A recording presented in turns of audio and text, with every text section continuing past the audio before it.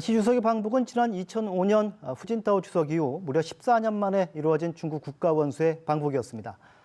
북한 비핵화 협상이 교착 상태에 빠져 있고 미중 간의 갈등이 날카로워지고 있는 상황이어서 더욱 관심을 모았습니다. 중국 동아대 교수를 지내고 지금은 산동대 개원 교수로 계시는 중국 전문가 우수근 교수와 함께 시 주석의 방북에 대해서 분석해 보겠습니다. 네, 안녕하세요, 우 교수님. 네, 안녕하십니까. 네. 우선 아직까지도 양국 모두 이 방북 결과에 대한 공식 발표가 없습니다. 혹시 결과 발표 없이 넘어갈 수도 있는 건가요? 그렇습니다. 일단 예. 그 시진핑 주석이 이번에 방북하게 됐다. 예. 그것만으로도 이미 결론은 정해져 있습니다. 예. 북한도 열렬히 환영할 수밖에 없는 것이고 이번에 시진핑 주석이 방북은요. 아주 중요한 의미를 하나 가진다고 저는 예. 생각합니다. 사실 제가 지난 4월 달부터 6월 초순까지 약 6번 중국을 방문했습니다. 예. 그러니까 미중 대립 국면에서 중국의 모습과 그다음에 시진핑 주석의 방안을 예. 과 관련돼서 이야기할 것이 있어갖고 당국자들을 만나러 6번을 왔다 갔다 하면서 당국자들의 이 속내들을 잘 파악할 수 있었는데 예. 이번에 북한을 방문하게 된 것은 대미 강경 대응 선포라는 의미로 우리가 축약해서 말씀할 수 있을 것 같습니다. 미중 갈등 국면에서 북한을 대미 카드로 썼다. 이런 그렇습니다. 말씀이십니까? 예. 예를 들면은 여태까지 중국 같은 경우는 국력이 아직 자기들이 열세라는 걸 알기 때문에 예. 미국이 하라는 데만 하고 들어주면서 빨리 무마하려고 했습니다. 예. 그런데 중국 관료들의 얘기를 들어보면요. 예. 트럼프가 너무도 끝없이 요구 조건을 높이고 있으니까 예. 이래서는 안 되겠다 싶어가지고 강경 기조로 서행한 것이죠. 즉 예. 우리 중국은 더 이상 고분고분하지 않을 것이다. 우리를 얕잡아 보면은 우리를 괴롭히면은 너희도 그만큼 괴롭힘을 당할 것이다. 예를 들면은 예. 국제사회의 불황화 그리고 지금 너희들하고 되게 쉽지 않은 협상을 하고 있는 예. 트러블 메이커인 북한도 우리만이 피스메이커로 만들 수 있다. 즉 북한을 미국이 우리를 너무 괴롭히면은 우리도 북한으로 하여금 너희를 괴롭게 할 것이다. 어떡할래? 너네 도와줄래? 그것뿐만 아니라 전 세계적으로도 이란이라든가 쿠바라든가 베네수엘라라는 지금 미국과 대립하는 카드도 쓸 수 있다. 너네들 어떻게 할 거야? 우리 더 이상 괴롭히지 마. 라는 것을 선포하는 것이죠. 예. 이번에 보면 그 시 주석이 거의 황제 대접을 받았다고 할 정도로 파격적인 예우를 받았습니다. 근데 원래 중국 국가주석이 올 때마다 북한이 이렇게 열렬한 환대를 합니까? 그렇지 않습니다. 예를 들면은 이번에 환영식 2번 했지 않습니까? 예. 금수상 태양궁전에서 하는 것은 처음이었거든요. 예. 이것은 바로 트럼프 덕분에 예. 북한이 웬떡이야 횡재하게 된 그런 셈인 것이죠. 그러니까 북한의 입장에서는 아쉬울 것이 전혀 없습니다. 북한과 미국이 대립하는 현재 국면에서 한쪽인 북한을 G2인 국가가 전격 방문했다는 것은 그만큼 의미가 크지 않습니까? 더군다나 중국이 작정을 하고 가기 때문에 북한이 지금 가장 필요로 하는 것은 경제라는 걸 잘 알고 있거든요. 경제 선물도 많이 가져갔을 것입니다. 그렇기 때문에 북한의 입장에서는 든든한 아군을 더 확보하게 된 것이기 때문에 이번에 트럼프의 방중은 북한의 입장에서는 누이 좋고 매부 좋은 그런 격이 된 것이죠. 아까 지금 말씀하셨지만 시 주석의 방북에 이 허리펑 국가발전개혁위원장이 수행을 했죠. 근데 국가발전개혁위가 중국에서는 뭐 경제사령탑 그런 기구라면서요. 그렇다 그러면 이 허 위원장의 수행 어떤 암시하는 게 혹시 있을까요? 당연히 있습니다. 이것도 미국을 의식한 행보인데요. 너희들 봐. 중국 당국자들은요. 이와 관련돼서 중국은 미국이 계속 그렇게 난다면은 새 판을 깔 것이다. 새 판을 깔 수도 있다라는 그런 얘기도 했거든요. 이번에 말씀하신 허리핑 국가발전개혁위원회 우리말로 하면은 기재부입니다. 중국의 경제를 모두 컨트롤하는 것이고요. 게다가 우리가 주목해야 할 것은 띵셰샹 중앙판공청 주임 우리말로 하면은 시진핑 주석의 비서실장이거든요. 시진핑 주석의 복심 중에 복심인데 이 두 사람이 동행했다라는 것은요. 만약에 미국이 계속해서 우리를 괴롭히고 북한도 괴롭힌다면은 우리는 우리 바로 옆에 있는 북한이 경제난 등으로 힘들어가지고 정말 무슨 일을 하게 되면 중국은 직접 당할 수밖에 없다. 피해를 볼 수밖에 없다. 우리는 이 북한이 그렇게 되지 않도록 새롭게 이 동북아의 질서는 동북아 국가들이 만들어 나가는 식으로 새 판을 깔 수도 있다는 것을 보여주기 위해서 함께 동행한 것이죠. 그럼 이 허 위원장이 수행한 그 의미에는 지금 미국을 비롯해서 유엔이 지금 북한에 대해서 제재를 하고 있잖아요. 경제 제재를. 그거를 좀 우회해서 북한에 대해서 경제적인 지원을 하려고 하는 그런 의도도 깔려 있습니까? 있습니다. 이것도요.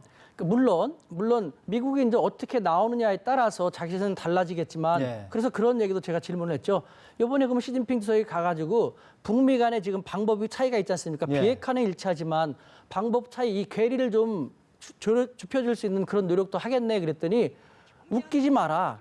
여태까지는 미국이 계속 그리고 중국이 열세이기 때문에 따라주는 척했지만 예. 사실 북미 대화는 그들만의 게임이다. 우리 중국이 할 역할이 별로 없었잖냐. 계속해서 트럼프가 이런 식으로 우리를 괴롭히는데 우리가 왜 미국을 돕는가. 그들만의 게임을 그들만의 게임을 하고 우리 중국은 중국의 입장에서 북한이 이상한 행동을 함으로써 중국도 피해를 보지 않게끔 중국의 입장에서 중국의 역할로 새로운 판을 깔 수도 있다라는 그런 식으로 얘기했습니다. 네. 시진핑의 방북이 어떻게 보면 미국에 대한 어떤 카드로서 쓰여질 수도 있는데 우리 입장에서 보면 또 시진핑의 방북은 여전히 이 북한 비핵화 문제하고 연결을 시키지 않을 수가 없습니다. 이번 방북에서 이제 북한 비핵화 문제에 대해서 적극적인 관여 쪽으로 좀 방향을 튼 게 아니냐, 뭐 그런 정황이 좀 읽혀지는데요. 이게 어떻게 보세요?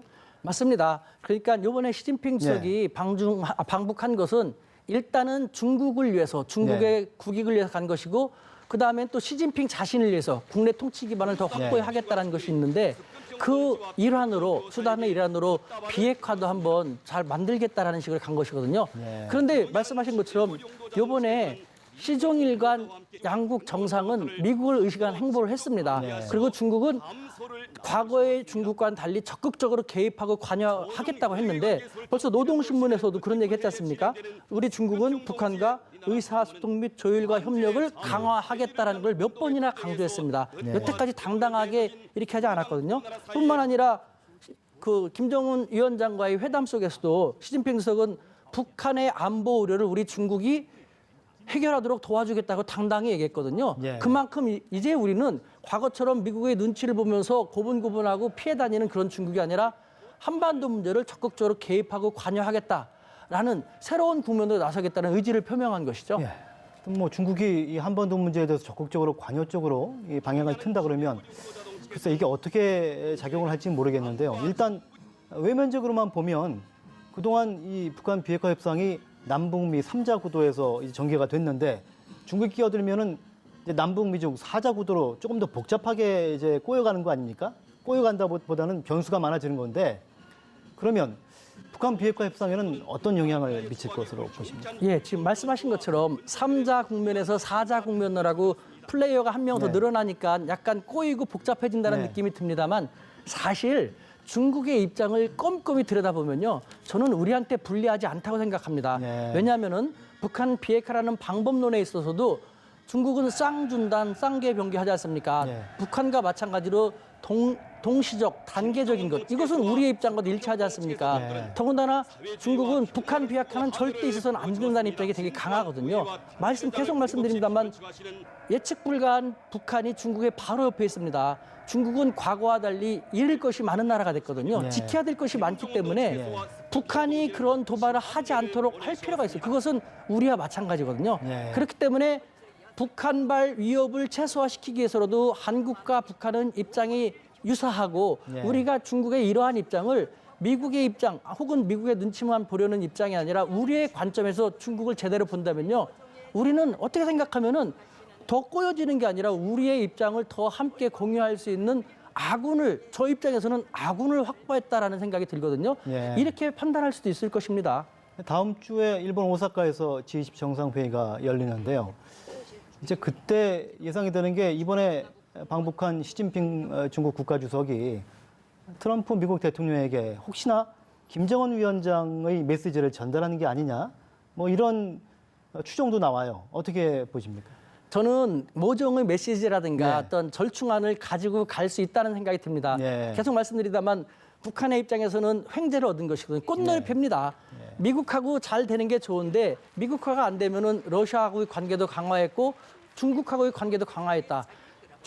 북한의 입장에서는 오른손이 아니면 왼손으로도 쓸 수 있게 됐거든요. 예. 그러니까 중국의 체면도 들어줘야 되고 또 중국으로 하여금 역할을 주는 것이 여기까지 왔으니까 너희들이 절충할 수 있게끔 우리가 너희들에게 힘을 실어줄게라는 식으로 어떤 메시지라든가 절충안을 줄 거라고 생각되거든요.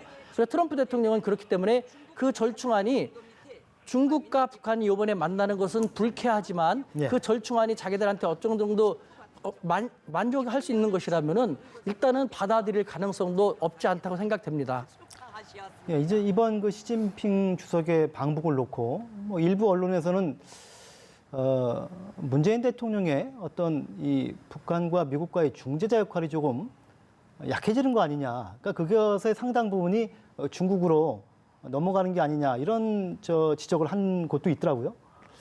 제가 생각할 때는요, 예. 전 너무 안타깝습니다. 예. 우리 대한민국 중견 강국이 됐기 때문에 예. 중견 강국으로서의 외교적인 위상 파워도 있습니다. 예. 그런데 사실 중견 강국 외교를 못해 왔다는 생각이 들거든요. 예. 우리는 여태까지 중재자 역할이라고 한다지만 사실 우리가 중재자의 힘을 강하게 하기 위해서는 다른 많은 협상 카드라든가 지렛대를 가져갔어야 되는데 예. 오로지 미국과 북한을 설득하려고만 했지 않습니까? 예. 우리가 그러지 말고 제가 늘 말씀드렸습니다만 미국에 대한 협상력을 강화하기 위해서 즉 중재력을 높이기 위해서라도 러시아라든가 중국이라는 카드를 우리가 잘 활용을 할 수 있는 노력을 그런 외교를 해야 한다고 했는데 여태까지는 오로지 미국에 가서 설득하려고만 하고 끌려가기만 한 그런 모습이 있었지 않습니까? 예.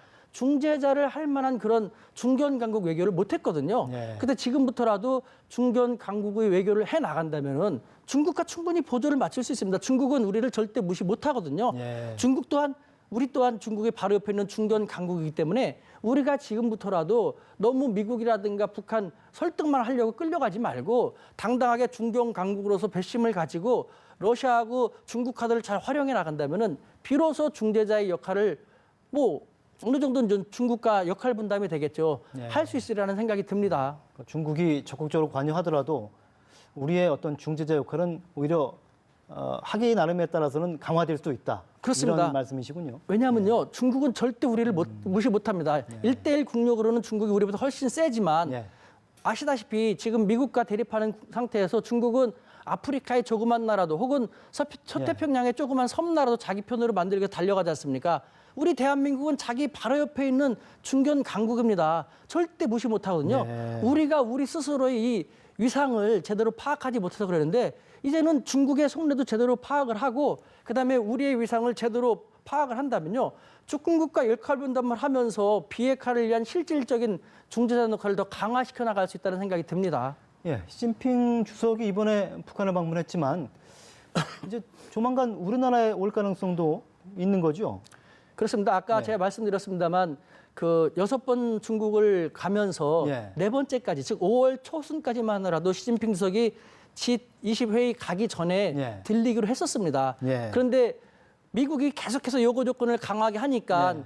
중국 국내에서 반발도 심해짐으로써 강경 대응 기조로 5월 중순부터 바꿨거든요. 예. 그때 얘기하는 것이 지금 우리는 미국에 강경하게 나가지 않으면 안 되기 때문에 한국은 나중에 가자. 그리고 이번에 우리 매스컴에서는 끝까지 1박 2일이라도 아니면 반나절이라도 오겠다고 했는데 이미 저는 그 당국자다라고 얘기를 다 하면서 알았거든요. 예. 한국하고는 가장 중요한 중견 강국 옆에 있는 중견 강국이기 때문에 풀어야 할 게 있지 않습니까? 사드 문제라든가 오해도 있고. 근데 당일치기라든가 반나절 가면 또 한국 민심이 더 안 좋아지지 않냐. 예. 차라리 나중에 시간을 좀 더 여유를 가지고 한국 민심에도 자기들이 더 다가가는 그런 좀 더 여유로운 모습, 좀 더 다가가는 노력하는 모습을 보여주기 위해서 시간을 미루는 게 좋겠다 했거든요. 예. 제가 생각할 때 이번에 G20 회의와 그다음에 일련의 회의 같은 것이 잘 된다면은 저는 중국도 조만간 우리에게 조금 더 많은 좀 호의적인 그런 자세로 방안을 하리라 생각합니다.